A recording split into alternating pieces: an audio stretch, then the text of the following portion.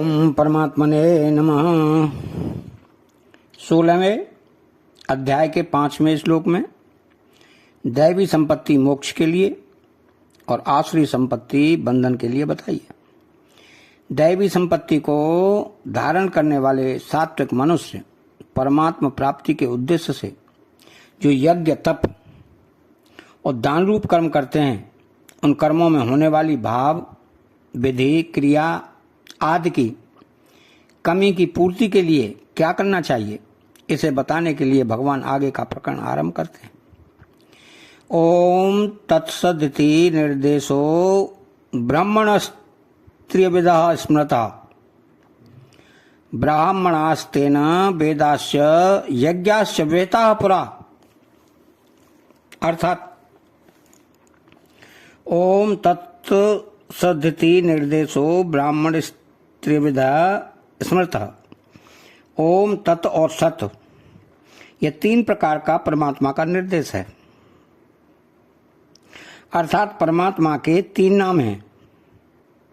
इन तीनों नामों की व्याख्या भगवान ने आगे के 4 श्लोकों में की है। ब्राह्मणास्तेन वेदाश्च यज्ञाश्च विहिताः पुरा। उस परमात्मा ने पहले सृष्टि के आरंभ में वेदों, ब्राह्मणों और यज्ञों को बनाया। इन तीनों में विधि बताने वाले वेद हैं, अनुष्ठान करने वाले ब्राह्मण हैं और क्रिया करने के लिए यज्ञ है। अब इनमें यज्ञ तप दान आदि की क्रियाओं में कोई कमी रह जाए तो क्या करे? तो परमात्मा का नाम ले तो उस कमी की पूर्ति हो जाएगी।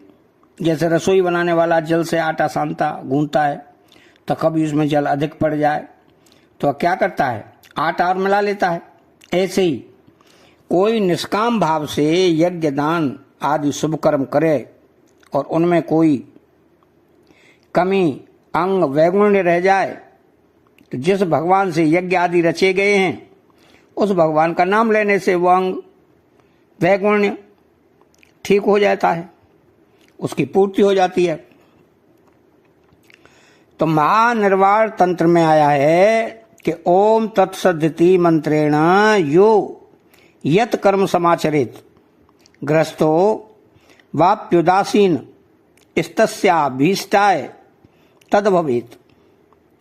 जपो हो महाप्रतिष्ठा च संस्कार राज्यखिलाः क्रियाः ओम तत् न मंत्र निष्पत्ना संपूर्णा सूर्यन संशय। ओम तत्सत। इस मंत्र से गृहस्थ अथवा उदासीन साधु जो भी कर्म आरंभ करता है उसको इससे अभीष्ट फल की प्राप्ति होती है। जप होम प्रतिष्ठा संस्कार आदि संपूर्ण क्रियाएं ओम तत्सत इस मंत्र से सफल हो जाती हैं, इसमें संदेह नहीं है। तो तस्मादो मृत्युदा हृत्य यज्ञ दान तपः क्रिया प्रवर्तन्ते विधानोक्ता सततम ब्रह्मवादिनाम। अर्थात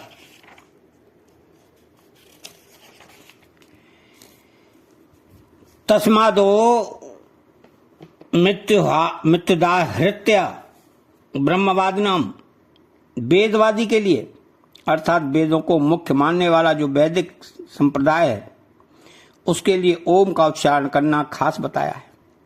वे ओम का उच्चारण करके ही वेद पाठ यज्ञ दान तप आदि शास्त्र विहित क्रियाओं में प्रवृत्त होते हैं।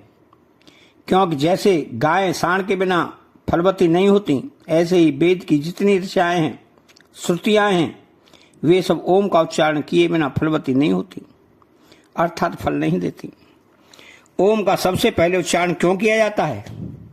कारण सबसे पहले ओम प्रणव प्रकट हुआ है। उस प्रणव की 3 मात्राएं हैं। उन मात्राओं से त्रिपदा गायत्री प्रकट हुई हैं और त्रिपदा गायत्री से ऋक् साम और यजुः ये वेदत्रयी प्रकट हुई हैं।